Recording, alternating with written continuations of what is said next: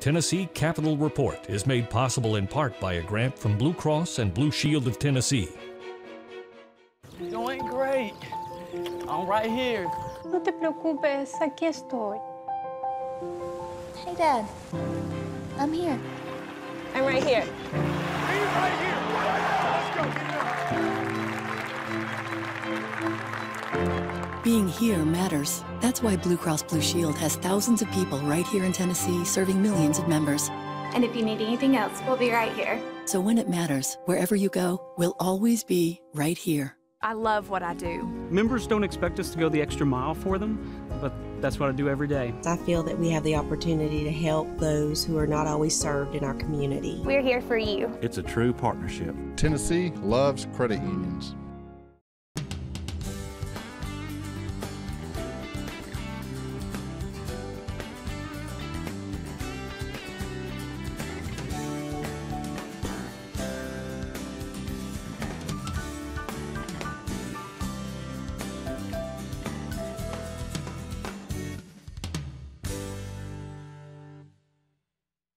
Welcome to Tennessee Capitol Report. I'm your host, Chip Hoback. The 2018 session of the 110th General Assembly has come to a close, but not without drama, as tension surfaced over a number of bills and even late changes to the budget. This is the most vile, racist. You can boo all you want, but let's call it for what it is. Today we'll look at some of the major accomplishments of this session, with Senator Ken Yeager of Kingston and Representative Cameron Sexton discussing the final opioids legislation. Senator Paul Bailey looks at school safety in this year's budget. Representative Dan Howell explains the new work requirements for public assistance. And Senator Jeff Yarborough provides the Democratic response to the session. But first, we turn to the more recent problems with online student and teacher assessment program, Tennessee Ready, which reached a boiling point in a committee hearing just a few days ago. I don't know why the comptroller shouldn't begin today an independent investigation of this problem so that somebody other than your department and Questar, somebody that's not responsible, can actually give a third-party viewpoint.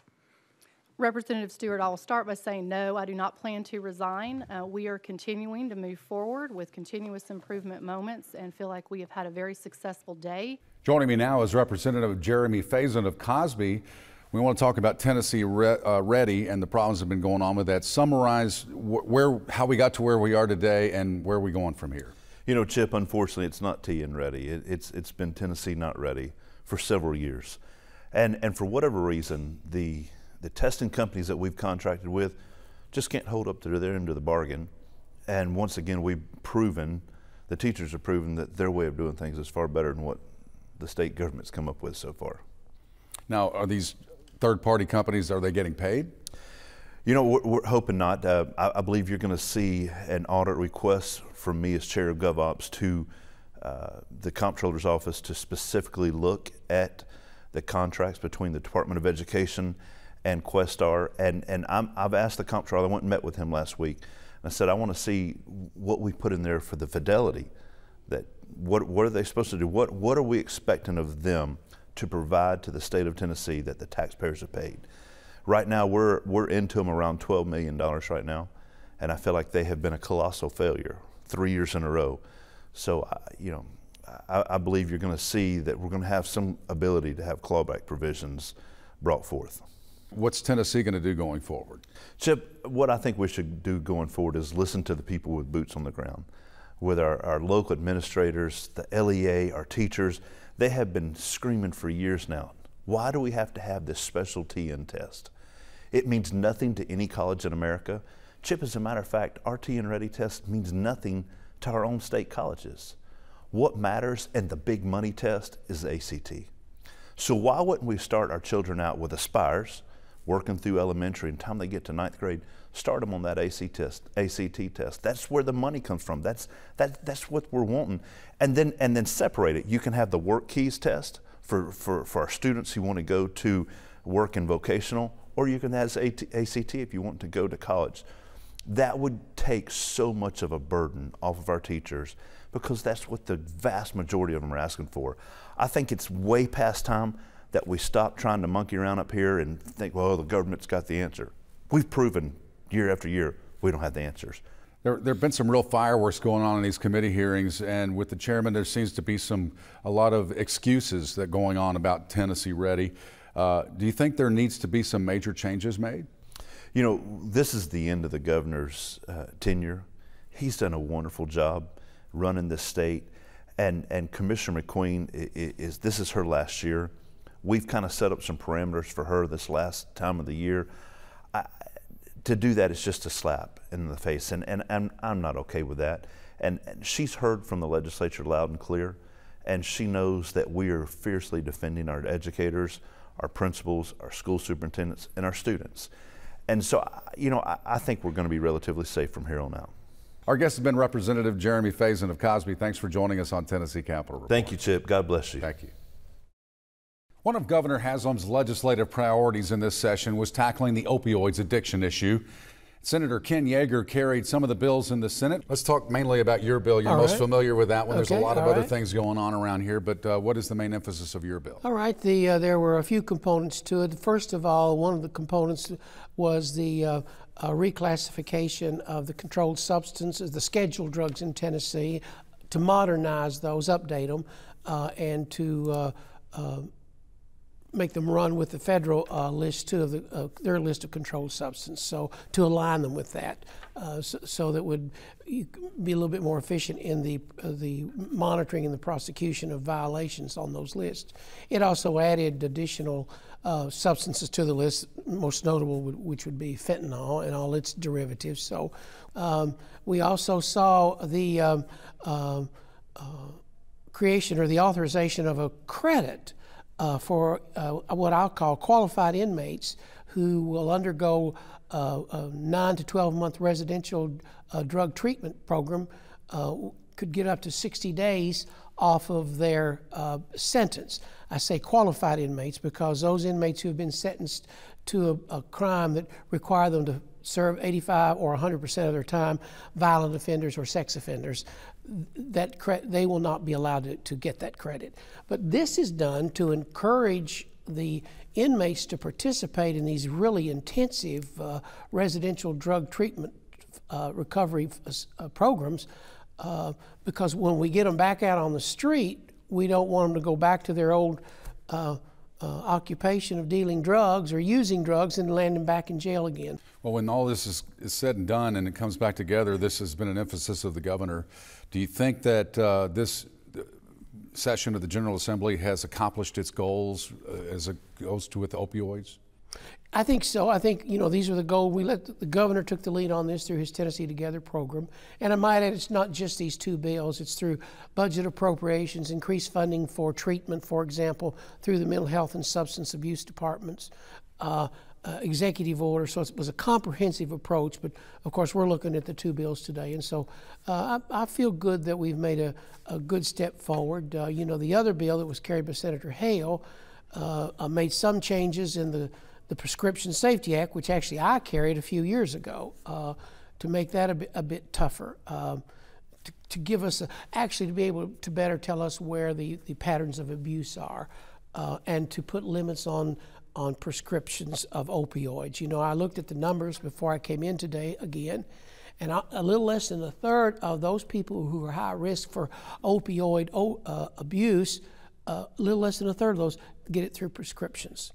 All right. Well, Senator, thanks for joining us on Tennessee Capitol Report. I'm glad to be here. All right.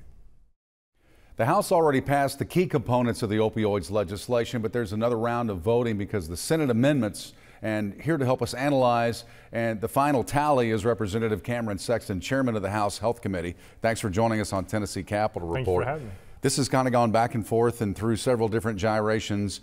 What do you think the projected outcome is going to be? Well, we're close to the finish line. So, I mean, the real problem at the end is the ICD-10 code, which is a billing code that health practitioners use when they send it to insurance. And the reason that's important in this bill is we put in medical necessity and some things that overcome the limitations of the limits that we put in place.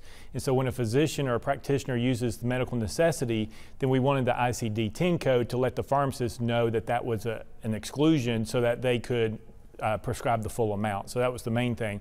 The other thing is to really get back into the controlled substance database and use it as a tool in there where that code would feed back in, and we have a better idea of what prescriptions are being used, what opioids are being prescribed, and what disease state they're being used for, which will give us a whole pile of information that we can go back later. Instead of trying to do this shotgun approach, we can really look at it as a disease state and see if something's being used appropriately or not appropriately. So the ICD-10 codes, that's how the billing goes to the payers. So was there any privacy issues with using the ICD-10 codes? No. Or what was the hang up with that? No, that's a good question. No, there's no privacy. We checked with the attorneys on the committee as we were passing that through, and there's no HIPAA violations. There's in that instance and other instances using that, it's not a HIPAA violation. I think some physicians feel like it may be burdensome to them, but they use it every day in their practice. But in the end, we've checked with legal, and there's no HIPAA violation at all with that. Okay. So we started with several different versions of opioid legislation. The governor had his own version of opioid, what he wanted to happen. What are we ending up with? Yeah, I think what we ended up with is a good compromise, which is government should not be in the practice of medicine. And I think the governor's initial attempt was to put government in the middle of the patient and the physician. And what we wanted to do is take government away and allow that relationship to stay there. So instead of taking the prescribing pen out of the physician, we put it at the dispensing level to where you limit the dispensing of how many is prescribed. We lessened it to where it made it easier to prescribe 3 days or less, and you don't have as many hoops and checks that you have to do if you're a practitioner. If you're prescribing more, then there's more things that you have to do to prescribe that. So in the end, it's the right balance. You know, we raised the ceiling. We did a threshold instead of a daily limit, because the threshold over the course of treatment will allow you to titrate. A lot of physicians, when they're sitting there, they need to titrate you off the pain meds. When you have a kidney stone, for example, 40 micromorphine milliequivalents is not enough, but 180 threshold over a 3-day course would allow you to do that. So I think we made the right decision. We were able to get something that I think would be passed. Representative Cameron Sexton has been our guest on Tennessee Capitol Report. Agriculture and forest products are still a vital part of Tennessee's economy, and every year industry groups come together on Capitol Hill to remind legislators of important ag issues. It's a day that everyone looks forward to, so our cameras were rolling in late March to capture the fun of Ag Day. Let's watch.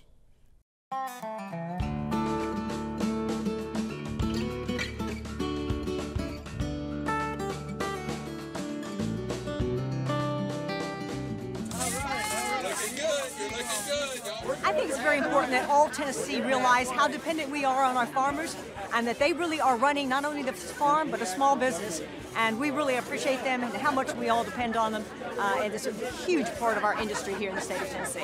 We're here today to celebrate agriculture, and of course there's animals here, there's obviously plants that are on display, but another big part of agriculture, especially here in Tennessee, that people sometimes neglect is the fact that forestry is a really big part of Tennessee agriculture. Without a hitch, this is just a fantastic day for this industry that is so important. I think it's taken for granted so many times, but obviously we're blessed that the General Assembly allows us to, bring livestock out here to right outside the Capitol. That's not something you see every day. So agriculture is our #1 industry in Tennessee. You can't deny it. $82 billion economic impact. 67,000 farmers across the state. Those are family farms, that depend on the products that they produce that we all enjoy at least 3 times a day, some of us more than that. Anytime we can have an event like this and we can raise awareness about the fact that milk doesn't come from the grocery store, and beef, ground beef and hamburger doesn't come from the grocery store, it comes from an animal. It comes off a farm. And so we want to share that as much as we possibly can. Less than 2% of our population is made up of farmers. So it's vitally important that we get our farmers together, and not just in Tennessee, but across the country, to make sure that their voice is heard. We represent the farmers, first and foremost. That's our #1 mission, is to promote and protect the ag industry in this state. That's where it started almost 100 years ago. 1921, we began our organization to promote and protect the ag industry and be a voice for farmers across Tennessee.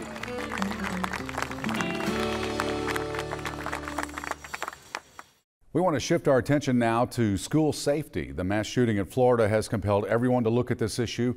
So here to discuss Tennessee's response is Senator Paul Bailey. Thanks for joining us on the show. Thank you. Glad to be here. What are some of the things that have been accomplished by this General Assembly? Well, I think towards the end of the session, due to the Parkland incident, the governor appointed a task force, which I was a member of. And this task force was challenged with what could we do in a short term to be able to help our school systems be able to bring better security options into the systems. And that's what the focus group worked towards, was trying to come up with a short-term plan. Obviously, the state's budget had already been set by the time the working group had been appointed. There was some additional dollars that the governor was able to basically come up with to help our school systems moving into this next year. I'm sure the new governor, as he comes in and takes office, that this will be on their forefront. So what are some of the major changes that have been made? Well, one of the first things that we'll do is every school system will have to have a security assessment. The Department of Homeland Security will be coming in and going to each school board's local education authority, looking at their school systems, trying to do an evaluation to see exactly where their soft points are as in regards to their school systems. Secondly, we'll be able to provide some additional funding for SROs, security school resource officers. And then third, we'll be working towards bringing some IT or technology in to the school systems to help them that currently have school resource officers but maybe need a little additional information to be able to help make their schools more secure. What type of technology are they going to be using? Closed circuit television, facial recognition, any kind of things like that? Well, there's various programs that they'll be able to pull from. There's actually technology out there that will connect the school systems in with the police department. So in the event that there is an incident there at the school, the police, once notified, will be able to take the technology and pull up a schematic of the school system or the school where the incident is taking place. Teachers will have an app on their phone that they may be able to pinpoint exactly where an intruder has entered the building. Plus, it'll also be able to give an account of all the students present, and it'll be all real-time and immediate at that point. There's also some talks about installing metal detectors now as we move forward. All right. Well, Senator Bailey, thanks for taking your time to join us on Tennessee Capitol Report. Glad to be here. Thank you. Work requirements for public assistance eligibility became a big issue in this year's session. And here to break it all down for us is Representative Dan Howell from Georgetown. Thanks for being on the show. Thank you, Chip. It's good to be here. Now, you've been working on this a long time. Just give us a little background on this and what has come to fruition. Be glad to. Began working on welfare reform about 3 years ago. And this was the culmination of what happened this year when Speaker Harwell decided that she wanted to also lend her support to this. And what this program does, there's been a lot of misinformation, a lot of falsehoods about this bill. This bill applies to able-bodied individuals on TennCare who are not working. If they're able-bodied, I believe that they ought to be working. And so if they are on under a doctor's care, if they're on medical program with a doctor, if they have any kind of physical or mental disability, if they're unfit for employment, they're exempt. Also, they're exempt if they are considered to be a caregiver. If they have a child who is 6 years and under, then they are exempt from this program, because a child 6 years and under would be at home. If they're 6 years and older, they would be in school, which would free up that person to work. And what this bill did or does is it requires a person who is able-bodied as defined by CMS, not by me, not by Speaker Harwell, but it's defined by the federal government.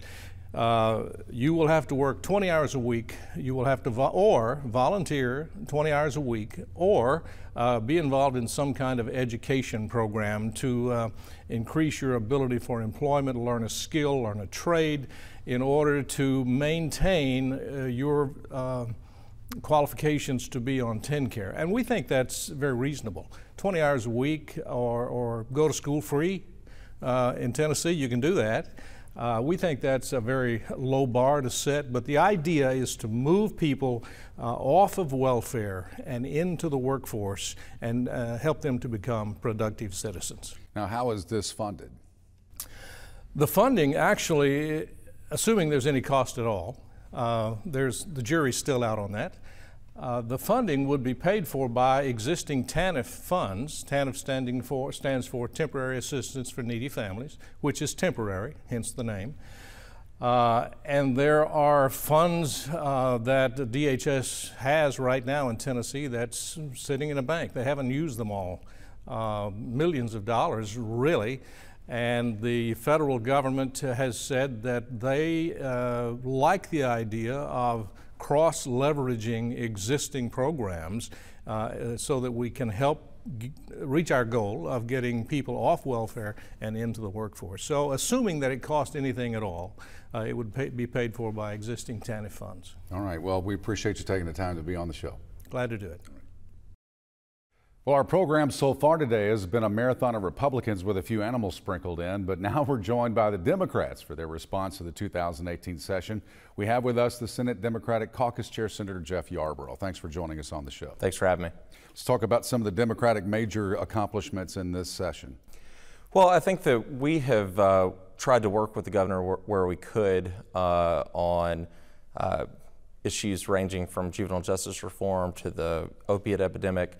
There have also been a lot of bills led by Democratic initiative that I think will actually make a big difference in the lives of people around the state. I mean, I think one good example is an expansion of needle exchange programs, which is especially important for rural areas that are tackling the opiate epidemic.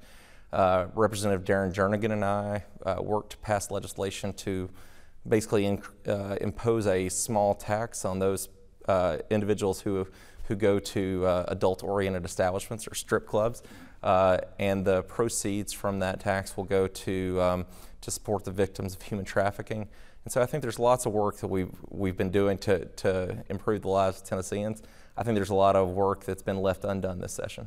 So early on in this General Assembly, it seemed to me like there was some bipartisan cooperation on some of these bills and some work being done across the aisle. Well, I think we always try to work across the aisle, and I think this year the governor did, in some ways, a nice job of identifying some of the problems, and we have worked with him on the legislation to deal with the opiate epidemic. I think that we remain critical about the way that that's being approached. I mean, I think the legislation as it's structured now does a good job of going after the on-ramp, sort of trying to stop the supply of opiates into Tennessee. But right now we have over 100,000 people who are hooked on very powerful narcotics, and we're not doing very much for the off-ramp. And so there's almost no money in this budget that deals with treatment.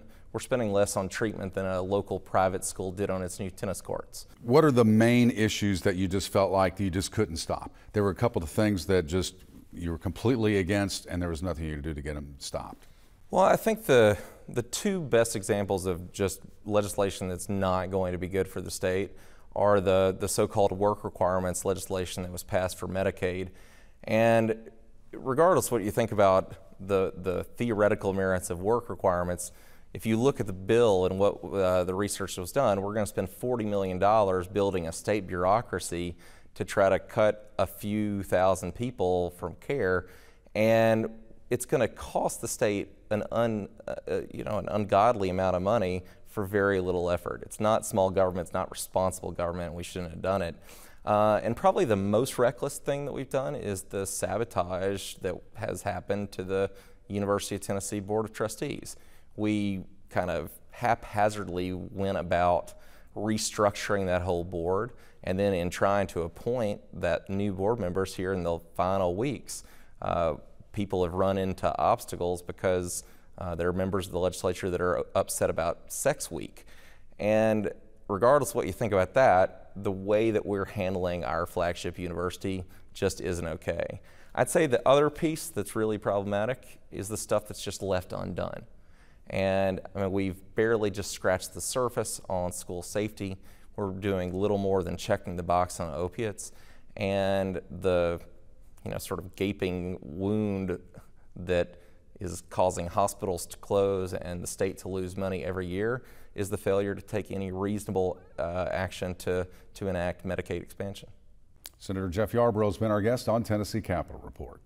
This season wouldn't be complete without saying goodbye to House Speaker Beth Harwell as she makes her bid for the Republican nomination for Tennessee governor. Harwell will be remembered as the first woman to be Speaker of the House and one of the key architects of the Republican supermajority. We want to wish her well on her campaign. That's our program for today, as the 110th General Assembly is now adjourned. Log into our Facebook page and see bonus content of today's interviews, as well as additional video reports about legislation that passed this year and other interesting stories. We hope to see you back here again next year for the convening of the 111th General Assembly.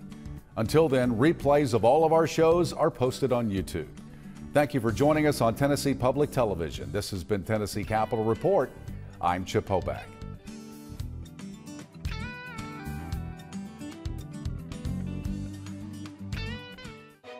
Tennessee Capitol Report is made possible in part by a grant from Blue Cross and Blue Shield of Tennessee. You're doing great. I'm right here. No te preocupes, aquí estoy. Hey, Dad. I'm here. I'm right here.